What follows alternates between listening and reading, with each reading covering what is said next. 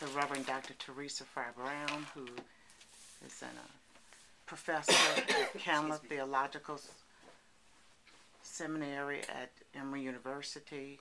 She's a professor of homiletics and also director of Black Studies there at Candler.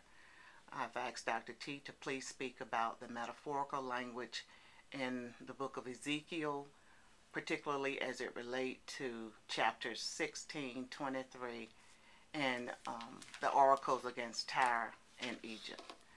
I present to you the Reverend Dr. Teresa Fry Brown. Good morning.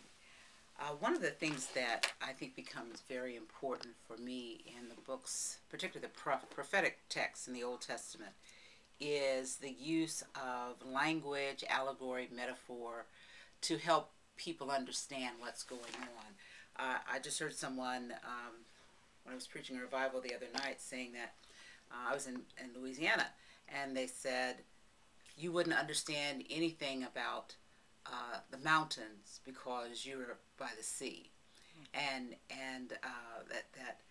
so you have to use language in the sermon that looks about that takes into consideration what the people's context is all about.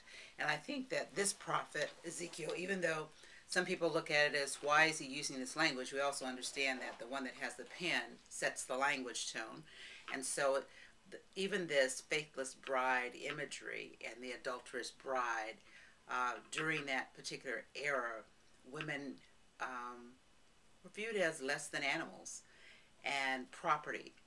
And the most heinous thing a woman could do with her body was allow someone to impinge upon a husband's property, whether in adultery, as it were. So I begin by looking at this, trying to explain as a metaphor for what Israel is doing with God, how the prophet is now told, because God speaks through the prophet, that they would understand that it's an abomination, that it's the worst thing you can do is to allow someone else to be in a relationship with you when God has done so much for you. And so looking at chapter 16, I think that even though in the 21st century, where we may look at this language as being heavily misogynistic, that why are we talking about women in this way? In that culture, women had, how can I put this, a higher standard to keep herself chaste, because of the passing down from father to husband and maybe back to brother or brother-in-law.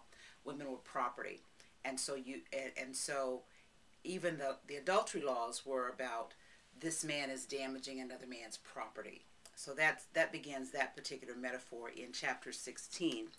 And I think that any covenant relationship, even this language about whoring after other gods, is that we hear so much in the Old Testament, is a violation of covenant. A covenant that says, like in a suzerain covenant, you are in a position over me, and so I should comply with everything that you say. And when I choose not to do that, that's when I slide into whoredom. Other things catch my eye. So by the time we get to chapter 23, and they begin talking about Tyre, it talks about how we, even children, when they see something shiny, are attracted to something shiny. And you can watch babies' eyes, and they glint off of glasses and earrings and rings and things of that nature. I think we keep that behavior throughout our lives. And so there's this description of Tyre as this city that's like coming to Atlanta. There's this city that's shiny and bright. And so you take your eyes off of God and look at what's bright. And that happens throughout the biblical text. I mean, even in some of the parables that Jesus uses, there's something about the glinting that takes our vision off of God, and we focus on something else. And so even this threat, I don't think it's really a threat now that I think about it. I think it's a promise of what God says is going to happen metaphorically to Israel. God always says, this is what you're doing wrong, this is what I don't like. Here's your options. You can do something. If you do this, then everything's going to be all right. But if you choose not to do what I say, then you're going to be destroyed. And I think that Ezekiel is probably very heavy and very graphic, but for a purpose. When we're raising our children, sometimes you'll say, stop. You know you're not supposed to do that.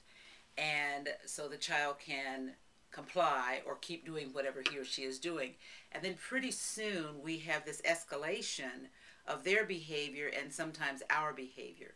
And I think we forget that most people want a touchy-feely, love you to death, God, you can do whatever and I'm going to forgive you. But we forget that in the biblical text, not just in the Old Testament, but in the biblical text, it says, I'm a jealous God, that I visit iniquities, which means if you keep acting out and going after someone else and forgetting everything I've done for you, I have within my power, I have a creative power and I have a destructive power.